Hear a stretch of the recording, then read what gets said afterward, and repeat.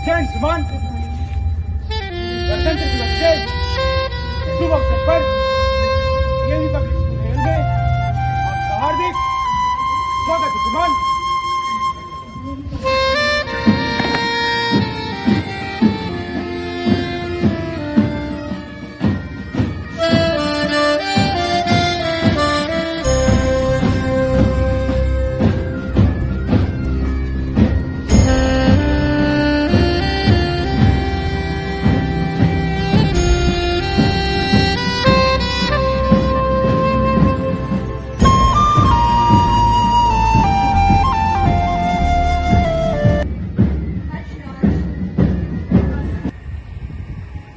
तिरंगे को सलामी देगा सलामी।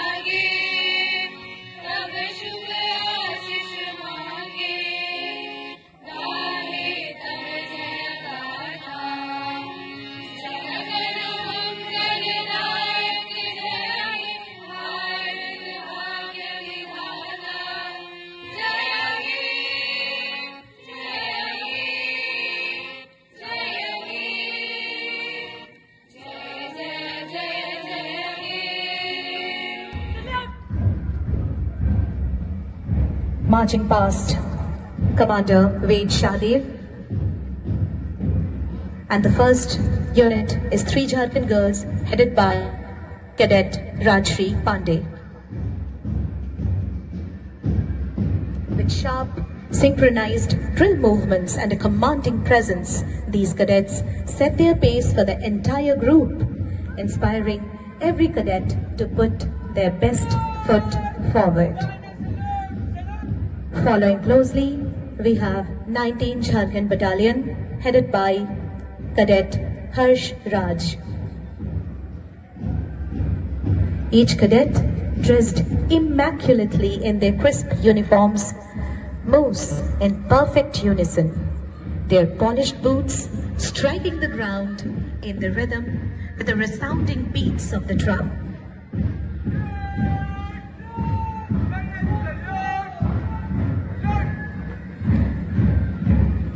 Marching past the stage now, 2 Air Squadron boys headed by Cadet Yatharth Parashar.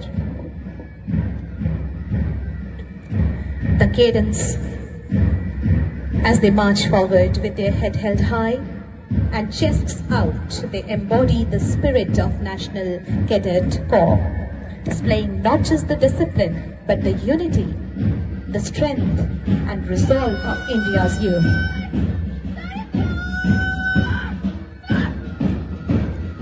Marching past now, 2 Air Squadron girls headed by Cadet Shilpa Topo.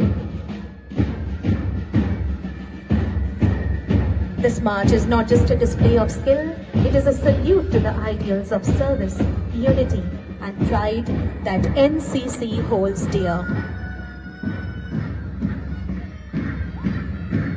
And now we have the school's band playing a merry tune on their bagpiper and percussion instruments. Headed by Pratyush Kumar, they are playing the tune India Gate.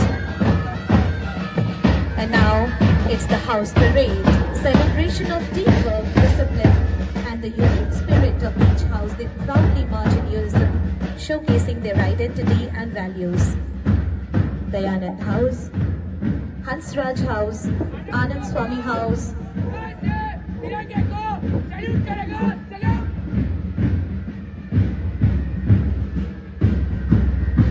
watch as they march with precision, their banners held high, radiating the energy and enthusiasm.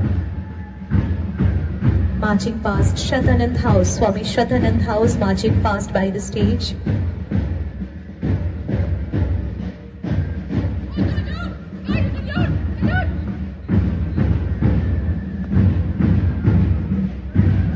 Mahatma Hansraj House marching past the stage.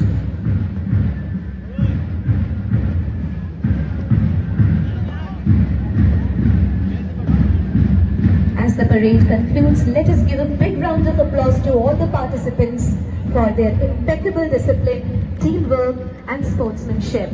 Each troop has truly made its mark today, demonstrating not just the strength on the field, but their unity of it as well. Their display is a reminder of the values we hold dear: integrity, collaboration and excellence. Just a token of our gratitude. As a gesture of respect and warm hospitality,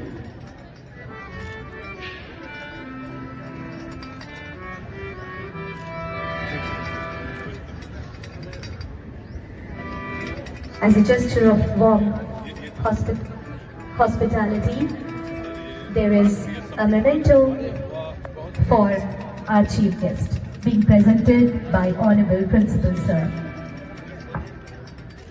Thank you.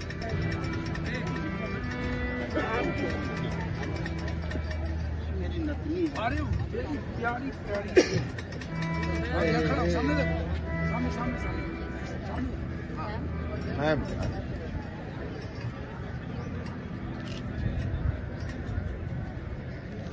Thank you. And a token of our deep admiration, a shawl, a traditional shawl presented to Honorable Chief Guest. Thank you. शान देशभक्ति के गीतों से करे अभिवादन महान। सम्माननीय मुख्य अतिथि महोदय, हम प्रेरणा स्रोत प्रधानाचार्य महोदय, उपस्थित सभी शिक्षकगण, अभिभावकगण और मेरे प्रिय सहपाठियों, मैं स्वप्न Kumar And I am Akshara. हमें आज इस गरिमामय अवसर के संचालन का सौभाग्य प्राप्त हुआ है। आप सभी का डीएवी पब्लिक स्कूल हेहल के 76वें गणतंत्र दिवस समारोह में स्वागत From करते the हैं। four corners of the heaven, with the pride of freedom and fraternity, and with the strong determination to bring about a positive change, it's now time to move towards the dazzling performance.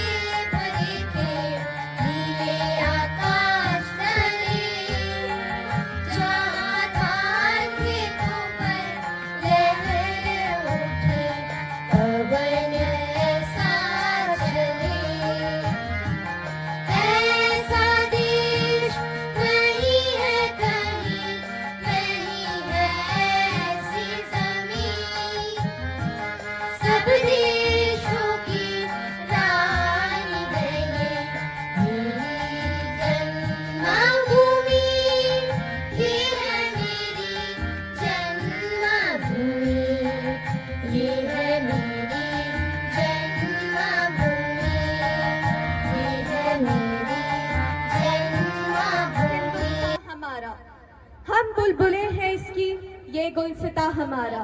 Honorable Chief Guest, dignitaries, respected principal sir, esteemed teachers, parents and my dear friends. A very good morning to all. Today we have gathered here to celebrate one of the most important days in the history of our nation, Republic Day. This day marks the adoption of our constitution, making India a sovereign, socialist, secular, democratic and republic. This day is not merely a date on the calendar, but a reflection of our nation's strength, unity and commitment to uphold the principles of justice, liberty, fraternity and equality. My dear friends, celebrating Republic Day is not just about remembering the past. It is also a moment to look towards our future. As a republic, India has achieved remarkable milestones in education, science, technology, and several other fields. Republic India has gained numerous benefits, significantly the democratic system.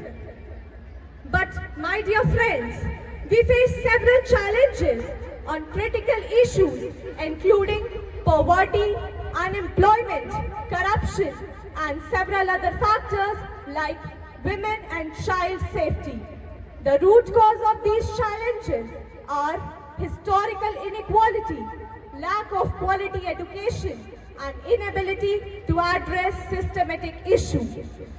The only way to overcome these challenges is to focus on quality education, empowerment, policy reforms, and transparent governance. But the change is not only the responsibility of the government alone. As a student, we hold the power to shape the future of our nation. On this Republic Day, let us take an oath to remain united, respect our diversity, and to strengthen our democracy. Let us dream big, work hard, and keep the spirit of patriotism alive in our hearts. As I conclude, let me remind you of the words of our beloved former President, Dr. APJ Abdul Kalam.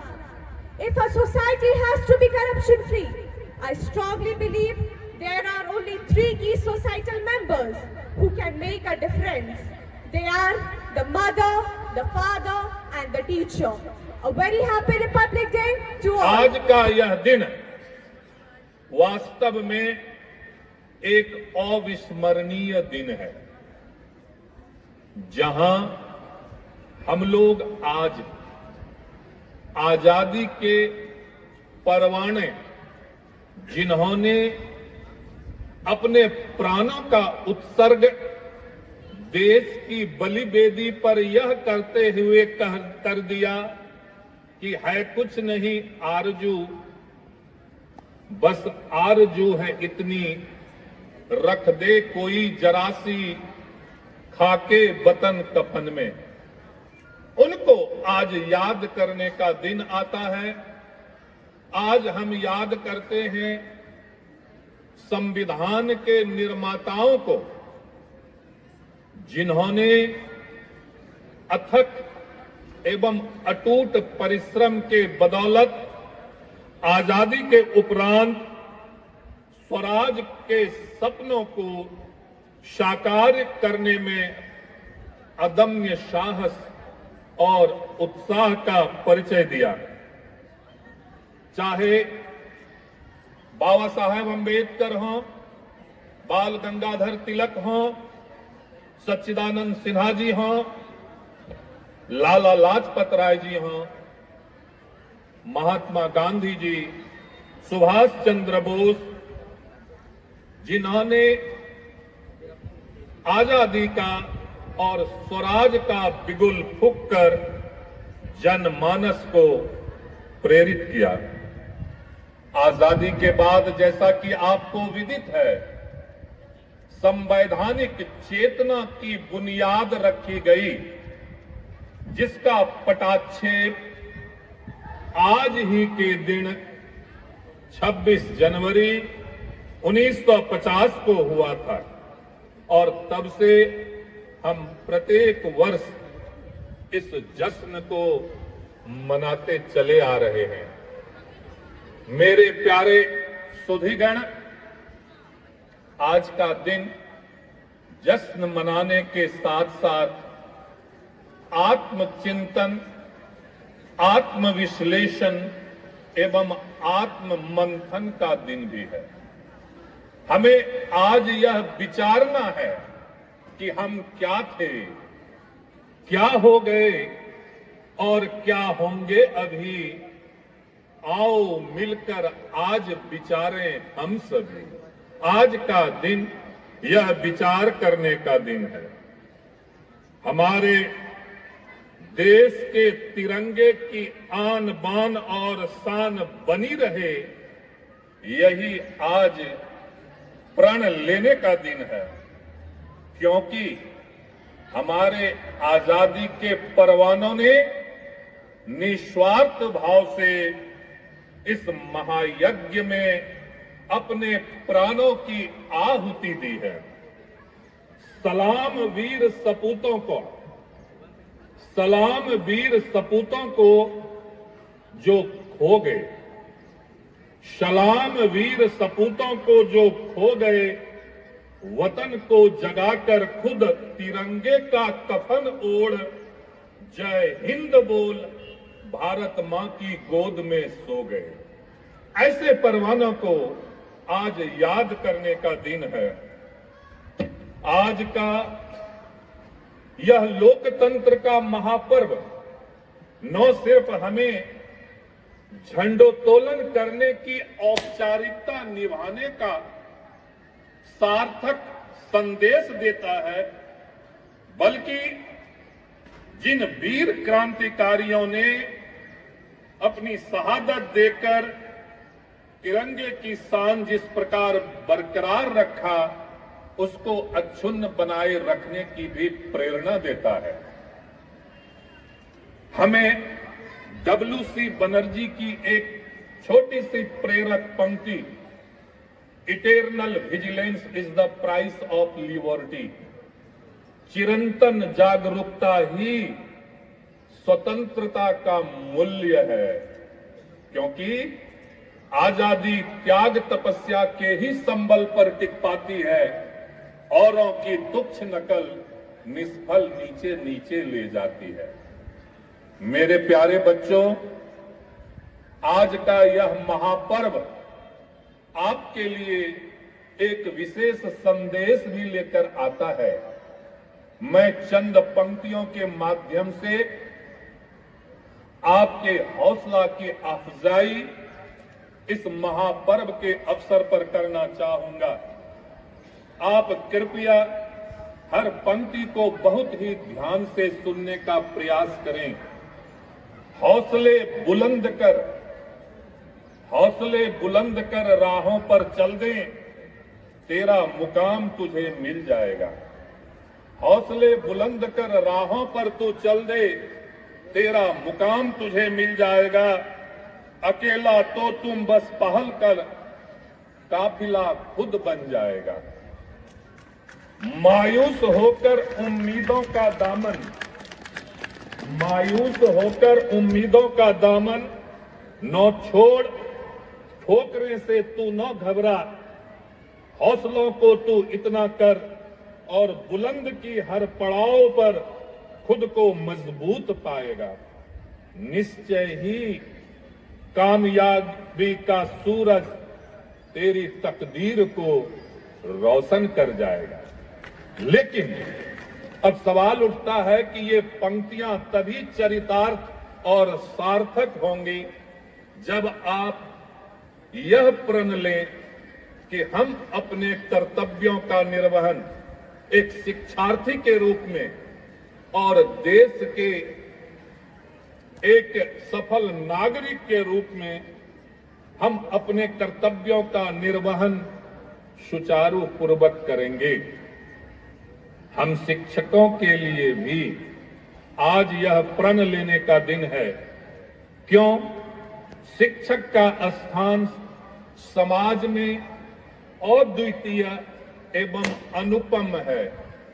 तभी तो कहा गया है, यह तन विष की बेलरी, गुरु अमृत की खान, और शीश दियो जो गुरु मिले तो भी सस्ता जान।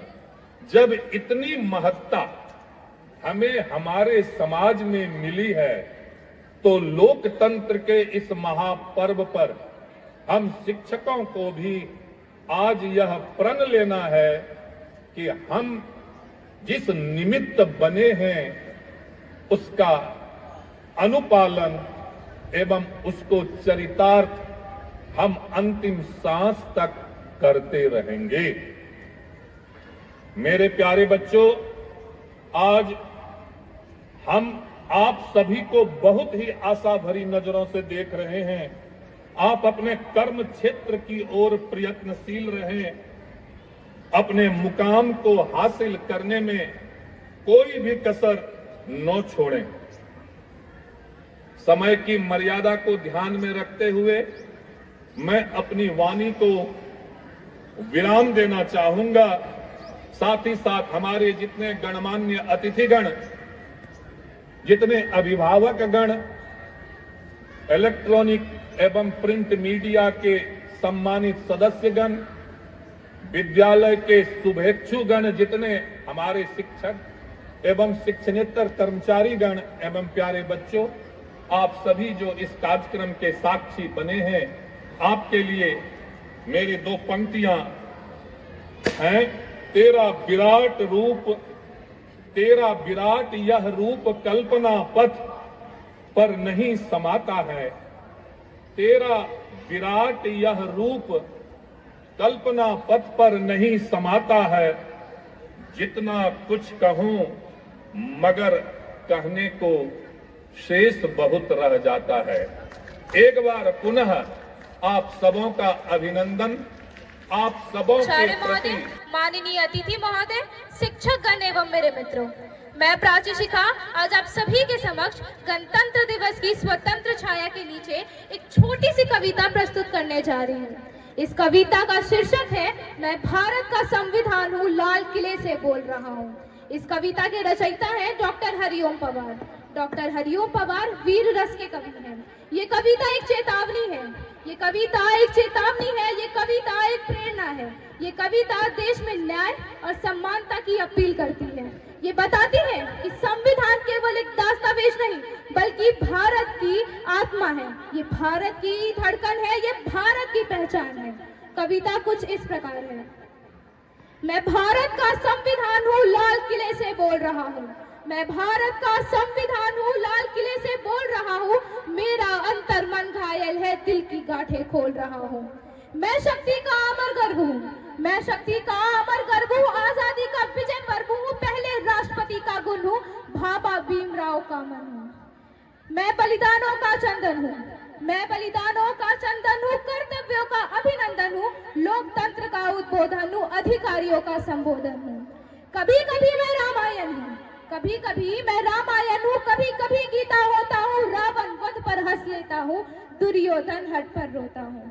मैं भारत का संविधान हूँ, लाल किले से बोल रहा हूँ। मेरे वादे समता के हैं, मेरे वादे समता के हैं, दिन दुखी से ममता के हैं। मेरा मन क्रंदन करता है, मेरा मन क्रंदन करता है जब कोई भूखा मरता है। मैं जब से आजाद हुआ और अधिक बर्बाद हुआ, मैं ऊपर से हरा भरा हूँ, संसद में 100 बार मरा हूँ। मैंने तो उपहार दिए हैं, मैंने तो उपहार दिए हैं, मौलिक भी अधिकार दिए हैं, धर्म कर्म संसार दिया है, जीने का अधिकार दिया है। सबको भाषण की आजादी, सबको भाषण की आजादी, कोई भी बन जाए गांधी, लेकिन तुमने अधिकारों का, मुझ में लिखे उपचारों का क्यों ऐसा उपयोग किया? सब नाजायज भोग किया, मेरा क्यों अनुकरण किया, जैसे सीता हरण किया। मेरा गलत अर्थ करते हो, मेरा गलत अर्थ करते हो, सब गुणगान व्यर्थ करते हो, खूनी फाग मनाते तुम हो, मुझ पर दाग लगाते तुम हो। मुझको वोट समझने वाले, मुझको वोट समझने वाले, मुझ में खोट समझने वाले, पहरेदारों आंखें खोलो, दिल पर हाथ रखो फिर बोलो। जैसा हिंदुस्तान देखा है, जैसा हिंदुस्तान देखा है, वैसा मुझ में कहाँ लिखा है। दागी चेहरे वाली संसद चंबल घाटी दिख रही है, दागी चेहरे वाली संसद चंबल घाटी दिख रही है, संसदों की आवाजों में हल्दी घाटी चीख रही है। मेरा संसद से सड़कों तक, मेरा संसद से सड़कों तक चीर हरण जैसा होता है। चक्र सुदर्शन धारी बोलो, क्या कलयुग ऐसा होता है? मेरे पहरेदारों ने ही पथ पर बोए ऐसे कांटे, मेरे पहरेदारों ने ही पथ पर बोए ऐसे कांटे, जैसे कोई बेटा बूढ़ी माँ को मार गया हो चाटे। छोटे कद के अवतारों ने मुझको बौना समझ लिया है, छोटे कद के अवतारों ने मुझको बौना समझ लिया है, अपनी अपनी खुदगर्जी के लिए खिलौना समझ लिया है। मैं लहू में लथपथ होकर जनपथ हर पथ डोल रहा हूँ, मैं लहू में लथपथ होकर जनपथ हर पथ डोल रहा हूँ, शायद नया खून जगेगा, इसीलिए मैं बोल रहा हूँ, शायद नया खून जगेगा, इसीलिए मैं बोल रहा हूँ। मैं भारत का संविधान हूँ, लाल किले से बोल रहा हूँ। धन्यवाद। जय हिंद। हिल उठे राजवंशों ने भ्रिकुटी तानी थी, बूढ़े भारत में आई फिर से नई जवानी थी। गुमी हुई आजादी की कीमत सबने पहचानी थी, दूर फिरंगी को करने की सबने मन में ठानी थी। चमक उठी सन 57 में वह तलवार पुरानी थी, बुंदेले हर बोलो के मुंह हमने सुनी कहानी थी। खूब लड़ी मर्दानी वो तो झांसी वाली रानी थी। कानपुर के नाना की मुंह बोली बहन छबीली थी, लक्ष्मीबाई नाम पिता की वह संतान अकेली थी। नाना के संग पढ़ती थी वह नाना के संग खेली थी, बरछी ढाल कृपान कटारी उसकी यही सहेली थी। वीर शिवाजी की गाथाएं, वीर शिवाजी की गाथाएं उसको याद ज़बानी थी, बुंदेले हर बोलो के मुंह हमने सुनी कहानी थी। लक्ष्मी थी या दुर्गा थी वह स्वयं वीरता की अवतार, लक्ष्मी थी या दुर्गा थी वह स्वयं वीरता की अवतार। देख मराठे पुलकित होते उसकी तलवारों के वार, नकली युद्ध व्यू की रचना और खेलना खूब शिकार। सैन्य घेरना दुर्ग तोड़ना ये थे उसके प्रिय खिलवाड़। महाराष्ट्र कुल देवी उसकी भी आराध्य भवानी थी, बुंदेले हर बोलो के मुंह हमने सुनी कहानी थी। हुई वीरता की वैभव के साथ सगाई झांसी में, ब्याह हुआ रानी बन आई लक्ष्मीबाई झांसी में। राजमहल में बजी बधाई, राजमहल में बजी बधाई, खुशियां छाई झांसी में। चित्रा ने अर्जुन को पाया, शिव से मिली भवानी थी। उदित हुआ सौभाग्य, मुदित महलों में उजियाली छाई, किंतु कालगति को चुपके चुपके काली घटा घेर लाई। तीर चलाने वाले कर में उसे चूड़ियां कब भाई, रानी विधवा हुई है विधि को भी दया नहीं आई। निसंतान मरे राजा जी, निसंतान मरे राजा जी, रानी शोक समानी थी। बुझा दीप झांसी का तब डलहौसी मन में हर्षाया, राज्य हड़प करने का उसने यह अच्छा अवसर पाया। फौरन फौजें भेज दुर्ग पर अपना झंडा फहराया, लावारिस का वारिस बनकर ब्रिटिश राज्य झांसी आया। अश्रुपूर्णा रानी ने देखा झांसी हुई वीरानी थी, बुंदेले हर बोलो के मुंह हमने सुनी कहानी थी। आओ चले हम झांसी के मैदानों में, जहां खड़ी है लक्ष्मीबाई मर्द बनी मर्दानों में। लेफ्टिनेंट वाकर आ पहुंचा, आगे बढ़ा जवानों में। रानी ने तलवार खींच ली, रानी ने तलवार खींच ली, हुआ ध्वंद आसमानों में। जख्मी होकर वाकर भागा, उसे अजब हैरानी थी। विजय मिली पर अंग्रेजों की फिर सेना घिर आई थी। अब के जनरल स्मिथ सम्मुख था, उसने मुंह की खाई थी। कान्हा और मंदरा सखियां रानी के संग आई थी, युद्ध क्षेत्र में उन दोनों ने भारी मार मचाई थी। पर पीछे यूरोज आ गया, पर पीछे यूरोज आ गया, हाय घिरी अब रानी थी। तो भी रानी मार काट कर चलती बनी सैन्य के पार।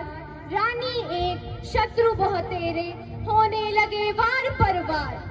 घायल होकर गिरी सिंघनी, घायल होकर गिरी सिंघनी, उसे वीर गति पानी थी। रानी गई सिधार चिता, अब उसकी दिव्य सवारी थी। मिला तेज से तेज, तेज की वह सच्ची अधिकारी थी। अभी उम्र कुल 23 की थी, मनुज नहीं अवतारी थी। हमको जीवित करने आई बन स्वतंत्रता नारी थी। दिखा गई पथ, सिखा गई हमको जो सीख सिखानी थी। तेरा स्मारक तू ही होगी, खुद अमीट निशानी थी। खूब लड़ी मर्दानी, वो तो झांसी वाली रानी थी। रानी लक्ष्मीबाई तो एक उदाहरण है, ऐसी कई वीरांगनाएं आई जिन्होंने हमें स्वतंत्रता का पाठ पढ़ाया। भारत की मिट्टी इतनी पवित्र है कि यहाँ जन्मी अहिल्याबाई होलकर, चिन्नम्मा देवी, इंदिरा गांधी और कल्पना चावला ने भारत का सर गर्व से ऊंचा किया है। इनके बलिदानों को हमें अपने मन मस्तिष्क में हमेशा के लिए बसा लेना चाहिए और इनके बलिदानों को याद रखकर ही हम इन्हें श्रद्धा सुमन अर्पित कर सकते हैं। भारत ही ऐसा देश है जहां लक्ष्मीबाई ने जन्म लिया था, ले रही हैं और लेती रहेंगी। को बनाए रखना हर भारतवासी का फर्ज है। जो बलिदान हुए मातृभूमि पर, उनकी कुर्बानी का हम सब पर कर्ज है। चमके भारत, ऊंचा हो नाम, हर गगन में गूंजे जय हिंद का पैगाम। इससे मिलकर बनाए हम महान, यही है हमारा सच्चा अरमान। माननीय मुख्य अतिथि जी, प्रधानाचार्य जी, आदरणीय शिक्षक एवं अभिभावक गण व मेरे प्रिय सहपाठियों, आप सभी को मेरा सादर नमस्कार। आज इस पावन अवसर पर मैं स्वस्ति आर्य, कक्षा 9वीं की छात्रा, भारत के 76वें गणतंत्र दिवस के उपलक्ष्य में अपने विचार प्रस्तुत करने के लिए खुद को गौरवान्वित महसूस कर रही हूँ। सबसे पहले मैं उन महान स्वतंत्रता सेनानियों और वीर जवानों को नमन करती हूँ जिन्होंने अपने प्राणों की आहुति देकर हमें आजादी दिलाई और भारत को एक संप्रभु गणराज्य बनाने में अपना अमूल्य योगदान दिया। हम सभी जानते हैं कि हमारा देश 15 अगस्त 1947 को आजाद हुआ था, लेकिन 26 जनवरी 1950 का दिन भारतीय इतिहास में स्वर्ण अक्षरों में अंकित है। इसी दिन हमारा संविधान लागू हुआ और भारत एक लोकतांत्रिक गणराज्य बना। यह दिन न केवल हमारी आजादी का प्रतीक है, बल्कि यह हमें हमारी जिम्मेदारियों और कर्तव्यों की भी याद दिलाता है। हमारा संविधान हमें समानता, स्वतंत्रता और न्याय के अधिकार देता है। यह हमें धर्म, जाति, भाषा और क्षेत्र के आधार पर होने वाले भेदभाव से ऊपर उठने की शिक्षा देता है। साथ ही यह हमारी भी जिम्मेदारी बनती है कि हम इसके आदर्शों का पालन करें और देश की प्रगति में अपना योगदान दें। आज जब हमारा देश तकनीक, विज्ञान, शिक्षा और खेल के आधार पर ऊंचाइयों को छू रहा है, यह हमारी भी जिम्मेदारी बनती है कि हम इसके गरिमा के संतुलन को बनाए रखें और विश्व में अपने देश को सबसे श्रेष्ठ गणराज्य बनाने का संकल्प लें। अब मैं अपने शब्दों को एक कविता के माध्यम से समाप्त करना चाहूंगी। आज तिरंगा फहराते हैं हम पूरी शान से, आज तिरंगा फहराते हैं हम पूरी शान से, हमें मिली आजादी वीर शहीदों के बलिदान से। आजादी के लिए हमारी लंबी चली लड़ाई थी, आजादी के लिए हमारी लंबी चली लड़ाई थी, लाखों लोगों ने प्राणों से कीमत बड़ी चुकाई थी। व्यापारी बनकर आए और छल से हम पर राज किया, व्यापारी बनकर आए और छल से हम पर राज किया। हमें आपस में लड़वाने की नीति पर उन्होंने काम किया।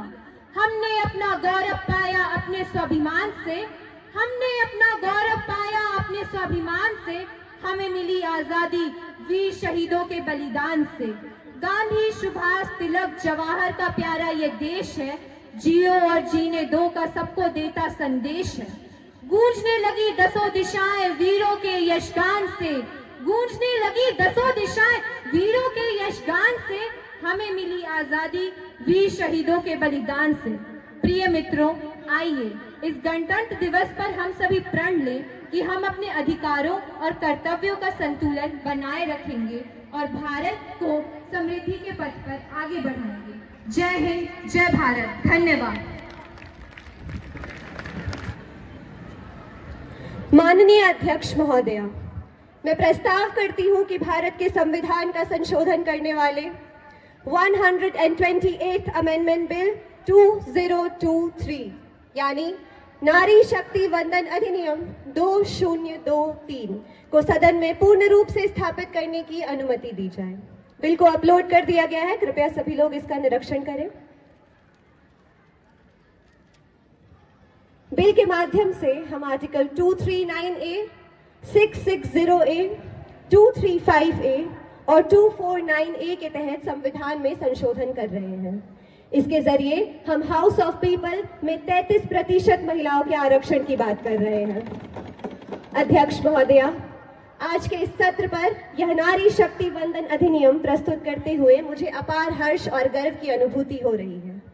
नारी हमेशा से शक्ति स्वरूपा रही है। या देवी सर्वभूतेषु शक्ति रूपेण संस्थिता, ये वाक्य इस बात को पूर्ण रूप से दर्शाता है। अतः मैं आग्रह करूंगी कि इस बिल को सदन में पूर्ण बहुमत के साथ लागू किया जाए ताकि भारत के विकास में नारी को एक नई पहचान मिले।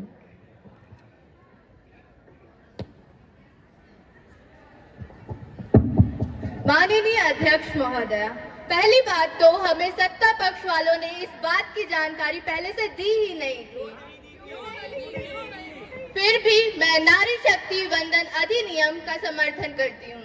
जैसा कि हम सभी जानते हैं, जब हमारा संविधान बन रहा था तब हमारे देश में कॉन्स्टिट्यूएंट असेंबली में 15 महिला उपस्थित थी, महिला सदस्य उपस्थित थी और उन्होंने कहा, उनसे ये चर्चा हुई थी कि क्या महिलाओं को आरक्षण मिलना चाहिए, तो उन्होंने इसे इनकार कर दिया था। उन्होंने कहा था कि equality will be the basis of our constitution. अगर इस बिल के तहत महिलाओं को 33% आरक्षण मिलता है तो ये कार्य राजनीतिक रूप से उन्हें सशक्त बनाने में मदद करेगा, जो कि सराहनीय है। पर अध्यक्ष महोदया, हमारे साथ 2 दिक्कतें हैं जो हमें आपके सामने रखनी है। अगर हम 2010 का बिल देखते हैं तो वो लागू होता अगले लोकसभा चुनाव के बाद से। अगर आप 73rd और 74th अमेंडमेंट बिल देख लीजिए, वो फ्यूचर डेट के नहीं थे, वो इमीडिएटली इम्प्लीमेंटेबल थे। तो मैं सत्ता पक्ष से यही प्रश्न पूछना चाहूंगी कि सरकार इस बिल को कब तक लागू करेगी? 2 साल, 4, 6 या 8 साल? आखिर कब तक हमारी देश की महिलाओं को और इंतजार करना होगा? अभी से ही सरकार इसे लागू क्यों नहीं कर देती? और आदरणीय अध्यक्ष महोदया, मेरा दूसरा प्रश्न है कि इस बिल में ओबीसी महिलाओं के लिए आरक्षण क्यों नहीं है? क्यों नहीं है? अध्यक्ष महोदया, मैं सत्ता प्रतिपक्ष के प्रश्नों के उत्तर देना चाहूंगी। सर्वोपरांत हम सभी यह बात जानते हैं कि भारत एक लोकतंत्र है तथा एक लोकतंत्र के अंदर किसी भी कार्य को करने महोदया, बड़े ही आश्चर्य वाली बात है कि लोकतंत्र का गला घोटने वाले आज लोकतंत्र की बात करते हैं। मुझे तो आश्चर्य हो रहा है कि जो ओबीसी का प्रेम ये अचानक जाग कैसे गया। जो सिर्फ संविधान लहराते हैं, कभी संविधान पढ़ भी नहीं। हमें भी बड़ा आश्चर्य है कि आपका ये महिला प्रेम अचानक से कहां से जाग गया। नफरत के बाजार में मोहब्बत की दुकानें हमने ही तो लगाना शुरू की है। हम सभी यह बात जानते हैं कि एक लोकतंत्र के अंदर किसी भी कार्य को करने के लिए संवैधानिक संशोधन की आवश्यकता होती है। अतः हमें इस कार्य को करने में जरा वक्त लग रहा है, लेकिन मैं आपको ये पूर्ण आश्वासन दिलाना चाहूंगी कि हम जब भी इस बिल को लागू करेंगे, महिला सशक्तिकरण की तरफ एक ठोस कदम उठाया जाएगा। और आपके दूसरे प्रश्न के उत्तर में मैं कहना चाहूंगी कि अगर आपने संविधान को अच्छे से पढ़ा होता तो आपको ये बात पता होती कि किसी भी हमारे संविधान में लिखा हुआ है कि जब भी आरक्षण लागू किया जाएगा वो केवल SC और ST कम्युनिटीज के लिए ही लाया जा सकता है। लेकिन हम आपको इस बात का भी आश्वासन दिलाते हैं कि आगे चलकर हम इस कानून में भी संशोधन करेंगे तथा हम ओबीसी महिलाओं के लिए भी आरक्षण की सुविधा उपलब्ध कराएंगे।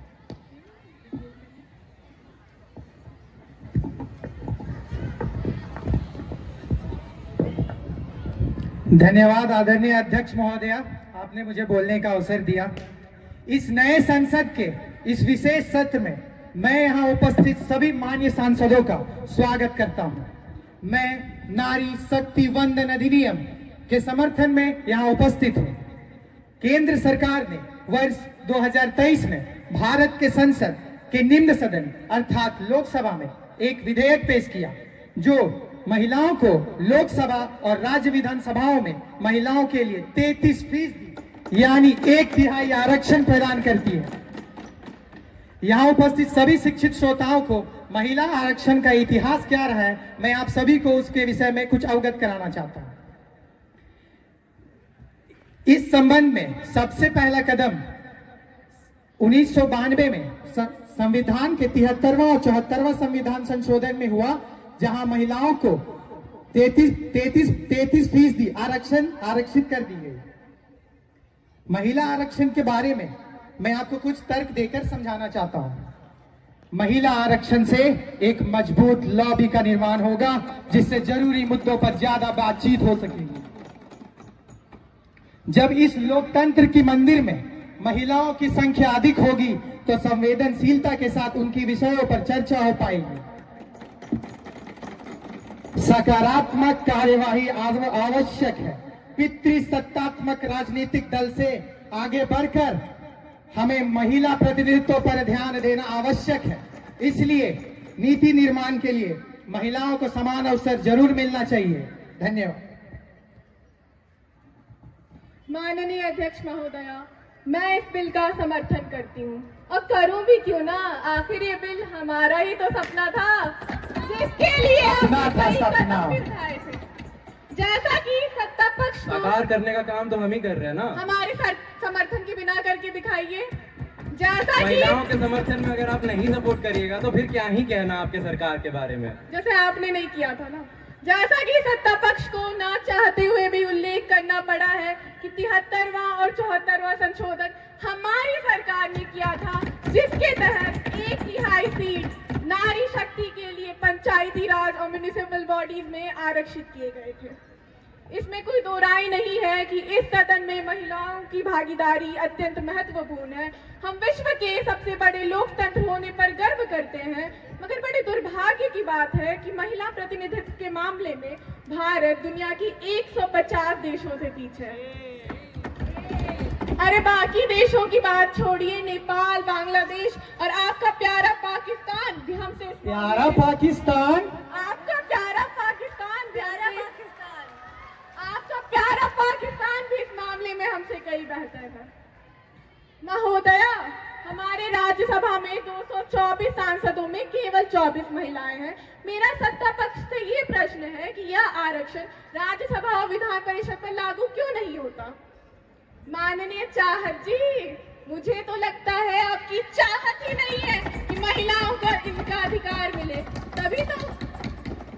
तभी तो आप सेंसस और डिलिमिटेशन के नाम पर महिलाओं को उनके अधिकार पाने के रास्ते पे अड़चन पैदा कर रहे हैं। आखिर डिलिमिटेशन की आवश्यकता ही क्या है? और इससे दक्षिण के राज्य जिनकी आबादी कम है उनका इस सदन में प्रतिनिधित्व घटेगा। उन्होंने अपनी जनसंख्या पर नियंत्रण रखा, इसलिए इस लोकतंत्र के मंदिर में आप उनकी आवाज कम करके उन्हें इतनी बड़ी सजा दे रहे हैं। लेकिन आप तो साउथ इंडियन भी नहीं है, तो क्या हुआ? हमें अल्लू अर्जुन पसंद है और रजनीकांत भी।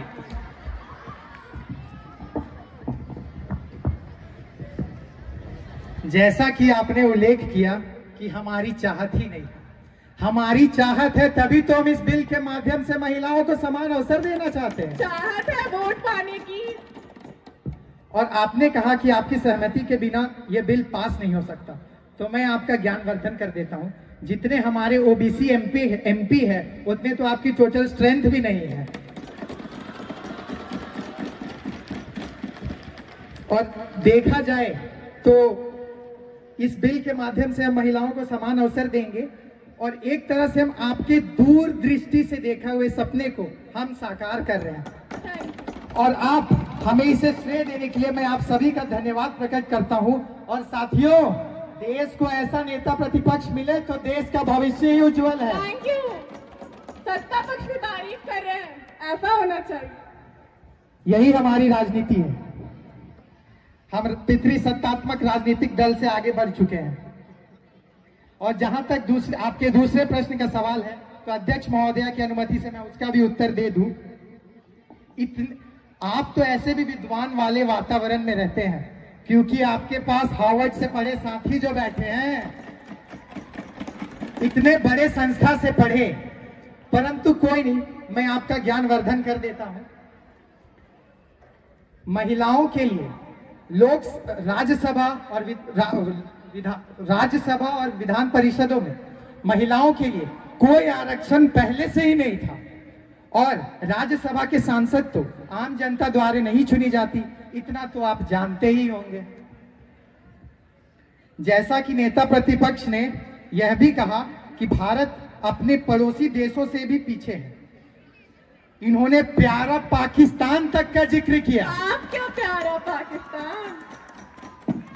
ठीक है, मैं मानता हूं, परंतु मुझे यह समझ नहीं आता कि ये राष्ट्र की प्रशंसा क्यों नहीं करते हैं। अच्छा, अब समझ आया, पुराने राजनीतिक दल है ना, सोच ही आउटडेटेड हो गई है।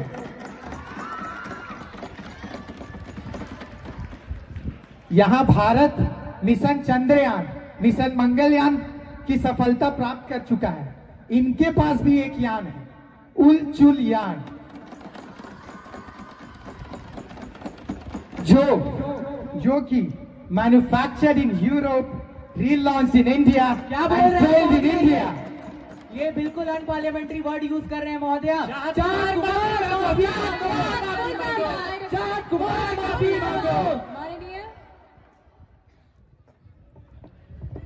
देखिए, मैं तो अपनी वाणी को वापस ले लूंगा, पर जो सत्य है वो जनता से छुपाया नहीं जा सकता। क्या जनता? वो तो आपको चुनाव में मालूम चल ही जाएगा।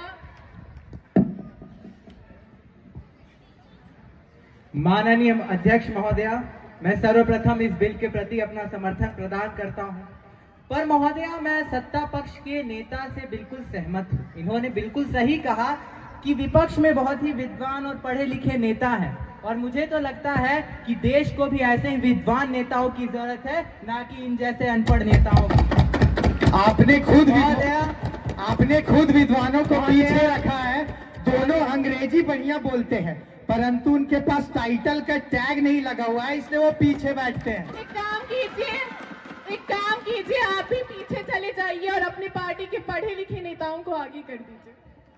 महोदया, आजकल मैं जहां भी जाता हूं देश में इधर उधर, और मैं देखता हूं हर जगह एक बड़ा सा बैनर, उसमें एक बब्बर शेर, मेड इन इंडिया का बड़ा सा बब्बर शेर। पर महोदया, इनका बब्बर शेर और इनका मेड इन इंडिया तो बिल्कुल फुसकी निकल रहा है। महोदया, मैं कहना चाहता हूं कि इस देश के अमीर को और अमीर बनाना और गरीब को गरीब रहने देना, क्या यह है इनका मेक इन इंडिया? क्या इस देश की अर्थव्यवस्था को चंद लोगों के हाथों में दे देना, क्या यह है इनका मेड इन इंडिया? या फिर अपने ए फैक्टर की जेबें भरना, यह है इनका मेक इन इंडिया? इसका जवाब दे महोदया। बेरोजगारी का दर देश में कितना बढ़ गया है, भ्रष्टाचार कितना बढ़ गया है, इसके बारे में इन्हें कुछ नहीं कहना है। सिर्फ ये आधा अधूरा बिल इस सदन में पेश करके देश को भटकाने का काम कर रहे हैं। महोदया, आज सत्ता पक्ष और विपक्ष दोनों की दलीलें सुनकर मुझे एक बहुत ही बढ़िया शेर याद आता है, और सत्ता पक्ष के लिए ये शेर याद आता है कि वफा तो हम भी करना चाहते हैं सनम, खुद को वफा तो हम भी करना चाहते हैं सनम, पर क्या करें, बेवफाई से कुछ पुराना रिश्ता है हमारा। मतलब महोदया, ये दिखाने के लिए तो महिला कल्याण और महिला उद्धार चाहते हैं, पर वास्तविकता तो यही है, ये देश की भोली भाली महिलाओं को बेवकूफ बनाने का काम कर रहे हैं। इसके लिए आप लोगों को शर्म आनी चाहिए। 70 सालों तक आपने बेवकूफ बनाने का काम किया, तभी आप अभी उधर बैठे हुए हैं। महोदया, जैसा कि मेरे साथी गणों ने कहा कि इस बिल में तमाम बदलाव किए जा सकते थे, जैसे कि डिलिमिटेशन की आवश्यकता पर विचार, ओबीसी आरक्षण का प्रावधान की कमी और सेंसस वगैरह की आवश्यकता की विचार। फिर महोदया, इस सदन में ये आधा अधूरा बिल क्यों पेश किया गया, वो भी चुनाव के कुछ महीनों ही पहले पेश किया गया? क्या ये प्रमाण नहीं इनकी चुनावी की गंदी राजनीति का और इनकी तुष्टीकरण की राजनीति का? महोदया, ये सिर्फ और सिर्फ अपनी वोट बैंक की राजनीति करके महिला वोट पाना चाहते हैं, नहीं तो ये आधा अधूरा बिल इस सदन में क्यों पेश किया जाता? तुष्टीकरण की राजनीति तो आप करते हैं, तभी तो हम 2 से यहाँ आ गए और आप 44 पे अटके हुए हैं।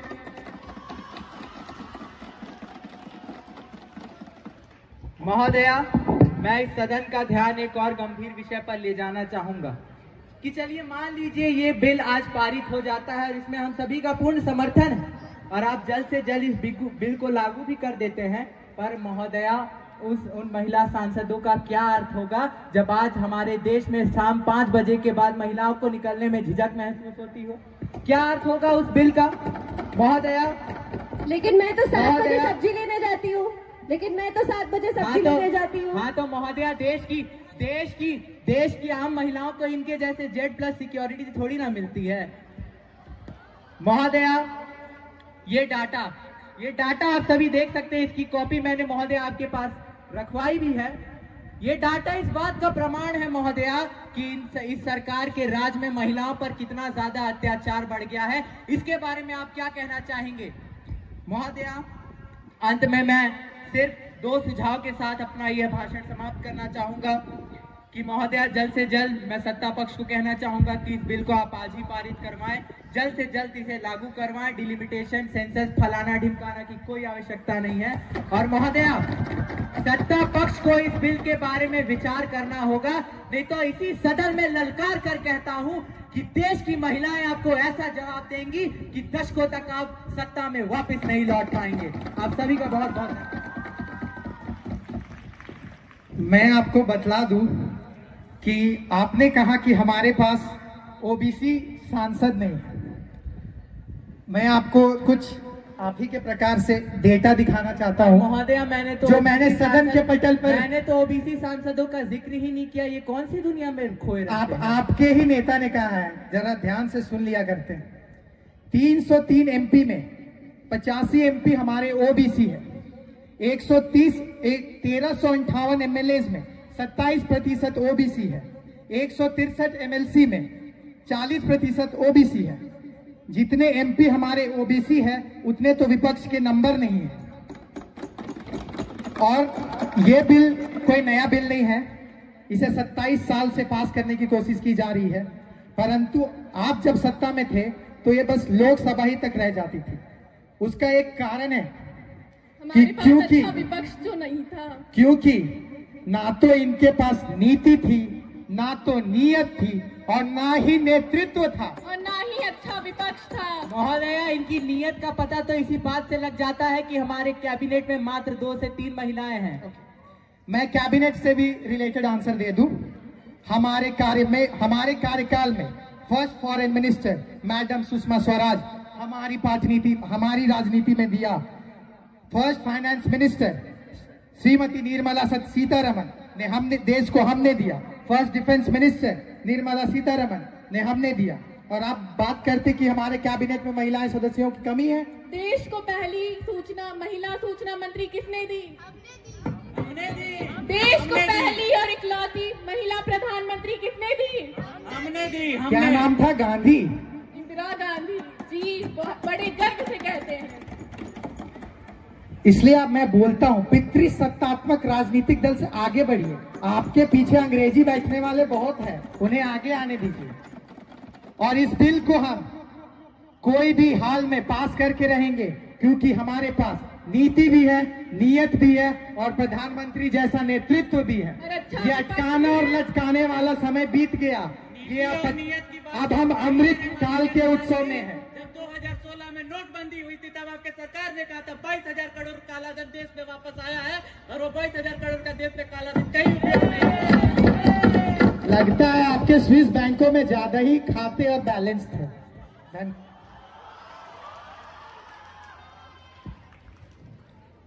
माननीय अध्यक्ष महोदया, लगता है विपक्ष दल वालों को इंटरनेट की कमी हो गई है। पुरानी सरकार जो है, क्योंकि आज के समय में हर एक बच्चा जो इंटरनेट चलाता है उसे हर किसी को पता है कि आज की सरकार की जो रैंकिंग है, आज की देश की जो रैंकिंग है हमारी दुनिया में किस लेवल पे पहुंच गई है। आज इकोनॉमी में टॉप 5 कंट्रीज में है भारत, डिफेंस में टॉप 3 कंट्रीज में है भारत। आपकी सरकार के समय तो नहीं पहुंचे थे हम इतने ऊपर। वो काला धन कहाँ गया?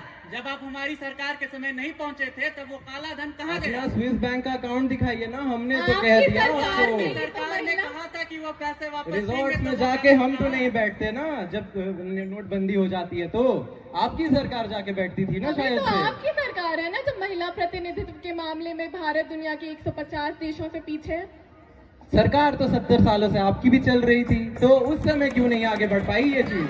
हमारी सरकार जब आई और जब हम इसके ऊपर कदम ले रहे हैं, आपके सपने को साकार कर रहे हैं, तो क्यों सवाल उठा रहे हैं आप तो चाहते ही नहीं थे कि ये सपना साकार हो आपका, सिर्फ सपना बना के रखना चाहते थे आप। वो तो हम सत्ता में आ गए तो आज इसे साकार करने का काम कर रहे हैं। महिला सुरक्षा की इन्होंने बात की थी अभी। महिला सुरक्षा के बारे में आपको बता दूं कि हमारे देश में हमारे सरकार ने FTC चालू की है, फास्ट ट्रैक कोर्ट, जब किसी भी महिला के साथ कोई भी ऐसा कर्म हो जिससे उसे अनकंफर्टेबल फील हो अपने एनवायरमेंट में, हम जाके नियरी पुलिस स्टेशन में, करीबी पुलिस स्टेशन में तुरंत कंप्लेन कर सकते हैं और महिलाओं के लिए तुरंत एक्शन लिया जाएगा FTCs के द्वारा। ये सब चीज आप लोगों को कैसे पता चलेगी? इंटरनेट पे ध्यान ही ये बात कितनी महिलाओं को पता है? यूट्यूब में जितने चैनल्स हैं जो आपके पक्ष के बारे में बोलते हैं, उन्हें भी आपसे ज्यादा हमारी तारीफें पता है। तो बिल्कुल सही बात है, यूट्यूब का ही सहारा लेना पड़ेगा क्योंकि देश के सारे नेशनल टेलीविजन तो आपने खरीद के रखे हैं ना। नेशनल मीडिया आपका, CBI आपकी, मीडिया उस आपका। कॉन्स्टिट्यूशन को पकड़ के सिर्फ ऐसे लहराते हैं आप, पढ़ लिया कीजिए कभी, वही तो और आपने मेड इन इंडिया की बात की थी ना, तो जब अमेरिका की जनरल इलेक्ट्रॉनिक कंपनी ने साफ मना कर दिया कि हम भारत के मार्क 1 और मार्क 2 तेजस के लिए इंजन नहीं देंगे, तो भारत ने मेक इन इंडिया के तहत बैठ के अपनी कंपनियों की तरफ से मार्क 1 और एमका के लिए खुद से इंजन बनाए। ये चीज आपको नहीं पता होगी शायद से। और रही बात इस बिल के बारे में, तो हमारी जो सरकार है सिर्फ किसी एक इंसान के बारे में सोच के नहीं, बल्कि हर किसी से सवाल करके, चाहे वो विपक्ष ही क्यों ना हो, चाहे वो देश का हर एक नागरिक क्यों ना हो, चाहे वो बच्चा हो, चाहे वो बूढ़ा हो, हर किसी की बातों को सुनकर कोई भी डिसीजन लेता है। हमारी जो सरकार है इतनी अच्छे तरीके से किसी भी काम को निभाती है कि जब तक आप भी अगर मना करें ना किसी कार्य को लेके, और देश का 50% नागरिक अगर कहता है कि ये कार्य अच्छा नहीं है, तो हम उस कार्य को कुछ समय के लिए रोक देंगे जब तक मेजॉरिटी उसके सपोर्ट में ना हो। हमारी सरकार आपके बातों को सुन के, देश के हर नागरिक के बातों को सुन के किसी भी फैसले को लेती है। हर चीज का हम सही कदम उठाते हैं, हर चीज को सोच समझ के चलते हैं। जो पढ़े लिखे लोग आपके यहाँ है ना, उनका इस्तेमाल कर लीजिए। हम भी कई इकोनॉमिस्ट के सुझाव के हिसाब से चलकर अपने डिसीजंस को लेते हैं, किसी भी बिल को पारित करते हैं। तो कब तक ये ढोंग चालू रहता है वो तो आपको दिख जाएगा सरकार, क्योंकि जो इकोनॉमी हमारी देश में बढ़ी है वो हमारी सरकार में ही बढ़ी है। तो थोड़ा सोच समझ के आगे चलिए। आज सदन में कानून मंत्री द्वारा महिला आरक्षण बिल पेश किया गया, जिस पर सत्ता पक्ष और विपक्ष के माननीय सदस्यों ने अपना विचार प्रकट किया। सदन के नेता ने महिला आरक्षण बिल को सदन के द्वारा पास करने के लिए जो विचार व्यक्त किया है, इससे जो सदस्य सहमत हैं वे हाँ कहकर अपना समर्थन जताएं।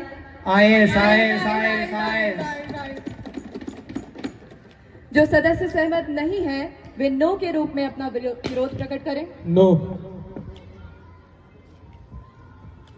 इस बिल के पक्ष में 13 सदस्य सहमत हैं, वहीं 2 सदस्य असहमत हैं। अतः 13/2 से महिला आरक्षण बिल पारित किया जाता है। सभा की कार्यवाही अनिश्चित काल के लिए स्थगित की जाती है। लोकाभिरामम् रणरंगधीरं राजीवनेत्रं रघुवंशनाथं कारुण्यरूपं करुणाकरन्तं श्रीरामचन्द्रं शरणं प्रपद्ये। श्रीरामचन्द्रं शरणं प्रपद्ये। मानस भवन में आर्ज जन जिसकी उतारे आरती। मानस भवन में आर्ज जन जिसकी उतारे आरती।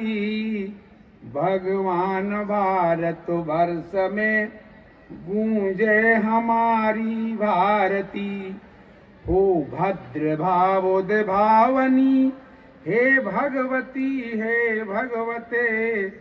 सीतापते सीतापते गीतामते गीतामते। डीएवी हेहल के विद्वान प्राचार्य परमादरणीय डॉक्टर SK मिश्र जी, इस विद्यालय के विद्वान एवं विदुषी शिक्षक शिक्षिका गण, डीएवी में पढ़ने वाले राष्ट्र के भावी मेधावी छात्र छात्रागण,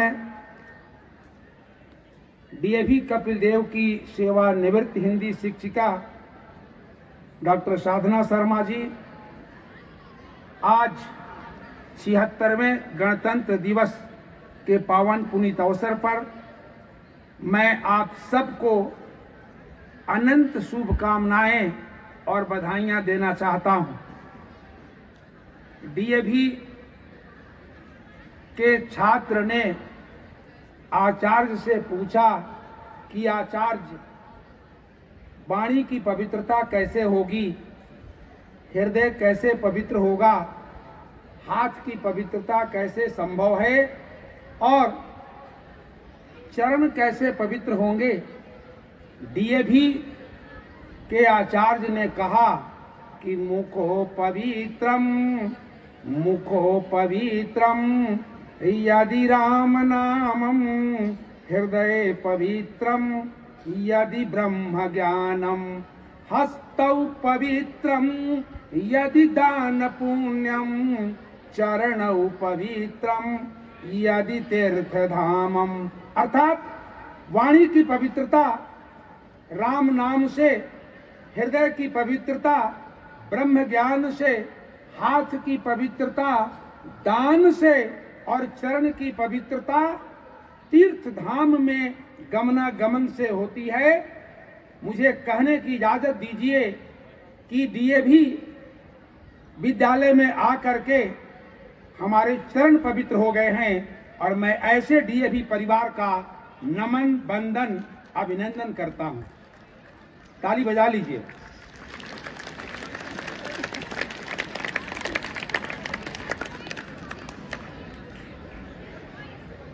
पचास मिनट बोलने की पुरानी आदत है, लेकिन आज 50 में से शून्य को हटा लीजिए, जो 5 बचेगा बस उसी 5 में आंच नहीं लगे।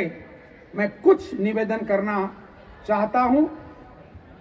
मैं डीएवी के छात्र छात्राओं द्वारा प्रस्तुत कार्यक्रम को देख रहा था और इतना उत्कृष्ट प्रदर्शन मैंने आज तक अपने जीवन में किसी विद्यालय में नहीं देखा है।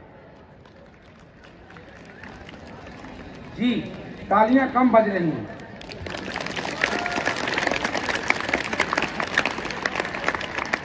मैं ताली बजाने के सूत्र को बता दूं कि जीवन में 5 बार आप ताली बजाएंगे। पहली बार वक्ता जब मंच से आपका नमन करे तो उस नमन के बंधन में आपकी ताली बजे, क्योंकि वह उसका संकेत है कि श्रीमान आपके नमन को स्वीकार करते हुए हम आपका बारंबार अभिनंदन करते हैं।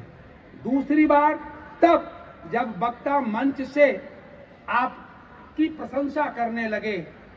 तीसरी बार तब जब वक्ता मंच से आपके दुश्मन की निंदा करने लगे और चौथी बार तब जब वक्ता की बात आपके दिलो दिमाग को छूने लगे और 5वीं बार तब जोर से ताली बजाइए जब आप वक्ता को सुनना नहीं चाहते हो। इसलिए मित्रों, डीएवी ज्ञान और विज्ञान की बात करता है। आज भारत का 76वां गणतंत्र दिवस है। संविधान को बनाने में 2 वर्ष 11 महीने 18 दिन लगे। 26 नवंबर 1949 को हमारा संविधान तैयार हुआ और 26 जनवरी 1950 को यह संविधान भारतवर्ष में लागू हुआ। इस संविधान को इटालिक लिपि में लिखने के लिए पंडित जवाहरलाल नेहरू ने प्रेम बिहारी नारायण रायजादा से अनुरोध किया था और प्रेम बिहारी नारायण रायजादा ने यह शर्त रखी कि संविधान के प्रत्येक पृष्ठ पर मेरे हस्ताक्षर होंगे और अंत में मेरे दादाश्री का हस्ताक्षर होगा। पंडित नेहरू ने इसे स्वीकार किया और इस संविधान के लेखन के लिए प्रेम बिहारी नारायण रायजादा ने 1 रुपए भी नहीं लिया था। आज भी इटालिक लिपि में लिखा हुआ संविधान भारतीय संसद में रखा हुआ है। इसलिए भारत विश्व का सबसे बड़ा गणतंत्र है और हमें इस बात का गर्व है कि हम आगे बढ़ रहे हैं और डीएवी परिवार शिक्षा के क्षेत्र में देश में ही नहीं बल्कि विदेशों में भी अग्रणी भूमिका निभा रहा है। मित्रों, आपकी यह बेहतरीनता बनी रहे, इसलिए मैं कहना चाहूंगा कि तू बेहतर है तो बेहतरीन की तलाश कर, मिल जाए नदी तो समंदर की तलाश कर। टूट जाते हैं शीशे पत्थर की चोट से, टूट जाए पत्थर तू ऐसे शीशे की तलाश कर। और ऐसे ही शीशे की तलाश का नाम डीएवी है, ऐसे ही शीशे की तलाश का नाम डीएवी है। इसलिए आज गणतंत्र दिवस पर हमें संकल्प लेने की जरूरत है कि सत्य को कहने के लिए शपथ की जरूरत नहीं होती, सत्य को कहने के लिए शपथ की जरूरत नहीं होती, नदी को बहने के लिए पथ की जरूरत नहीं होती।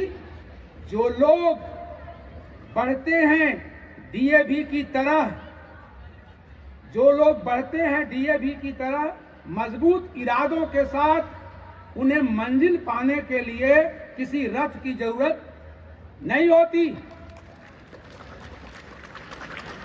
मित्रों, मैं समस्त डीएवी परिवार की मंगल कामना करता हूं और परमपिता परमेश्वर से प्रार्थना करता हूं कि आपकी हर चाहत को राहत मिले और इसके लिए ये पंक्तियां आपको समर्पित हैं। मान मिले, मान मिले, सम्मान मिले, सुख संपत्ति का वरदान मिले। मान मिले, सम्मान मिले, सुख संपत्ति का वरदान मिले और कदम कदम पर मिले सफलता, सदियों तक पहचान मिले, सदियों तक पहचान मिले। जय हिंद, जय डीएवी। हिंदी शिक्षक को एक सम्मान आज देना चाहता हूं जिसकी घोषणा हिंदी सेवी सम्मान।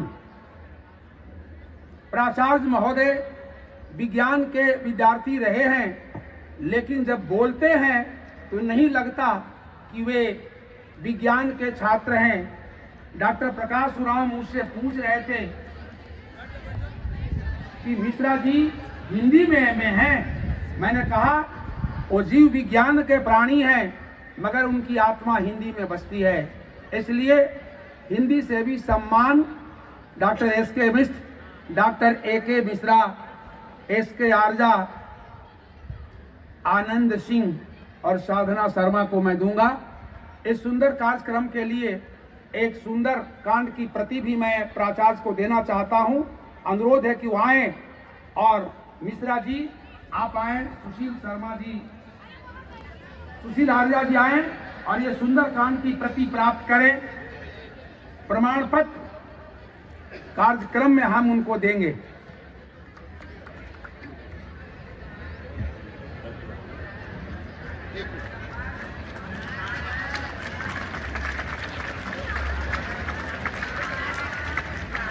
आइए।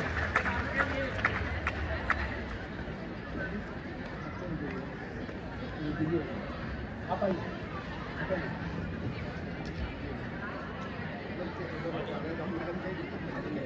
आइए आनंद जी, आइए। आनंद जी को भी मिले। आइए। हाँ आनंद सर, अलग से।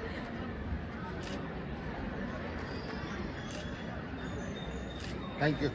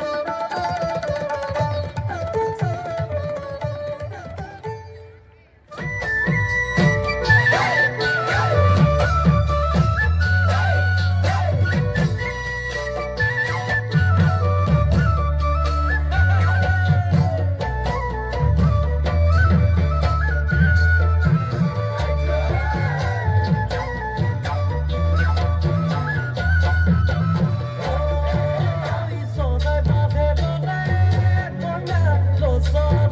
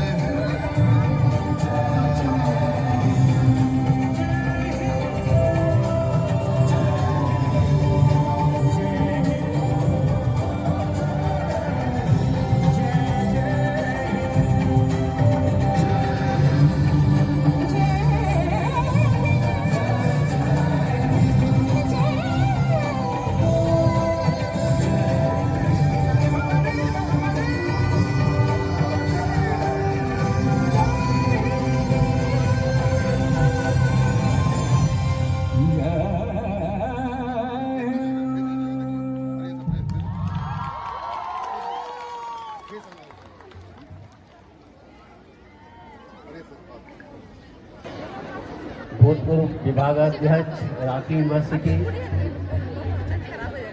सम्मानित अतिथि श्रीमती साधना शर्मा जी, पूर्व अध्यापक DAV Kapil Dev, respected principal sir, my learned colleagues, beloved students, Shri Jag Bahadur Pandey sir Hindi के उद्भट विद्वान हैं और ये देश विदेश में हिंदी का अलग जगाते रहते हैं। इतना उम्र के बाद भी ये अभी डायनेमिक हैं और इन्होंने जो बहुमूल्य समय अपना दिया है DAV हेल्थ के प्रांगण में, सर आपका हार्दिक हार्दिक धन्यवाद सर। श्रीमती साधना शर्मा जी जो हिंदी की अध्यापिका रही हैं DAV कपिल देव में, आपने भी जो है बहुमूल्य समय DAV प्रांगण में दिया है आज गणतंत्र दिवस के अवसर पर। आपका भी हार्दिक हार्दिक धन्यवाद है मैडम। हमारे जितने भी अभिभावक हैं इनका हमेशा सहयोग स्कूल को मिलता है, साथ ही साथ हमारे जितने भी हैं सभी सारे लोगों को जो है हार्दिक हार्दिक धन्यवाद। हमारी जो स्कूल टीम है, टीचर्स हैं जो कि 4-5 दिन से जो है लगातार प्रयत्न कर रहे थे इस प्रोग्राम को सफल बनाने के लिए, सभी हमारे साथी शिक्षक साथियों को हार्दिक हार्दिक हार्दिक धन्यवाद। हमारे जितने भी नॉन टीचिंग स्टाफ हैं उनके बिना ये आयोजन सफल नहीं हो सकता है। सभी नॉन टीचिंग स्टाफ को जो चतुर्थ वर्गीय कर्मचारी हैं सभी को हार्दिक धन्यवाद। साथ ही जो हमारे स्कूल के और बाहर से भी अगर होंगे मीडिया बंधु हैं जो कि पूरा आज सब सुबह से ही जो है 9 बजे से कवरेज कर रहे हैं, आप लोगों को भी बहुत बहुत धन्यवाद। म्यूजिक टीचर जिन्होंने अपना कला का प्रदर्शन आज 2 से 2.5 घंटा का किया है, उनको विशेष रूप से हार्दिक धन्यवाद। सभी को धन्यवाद। Thank you.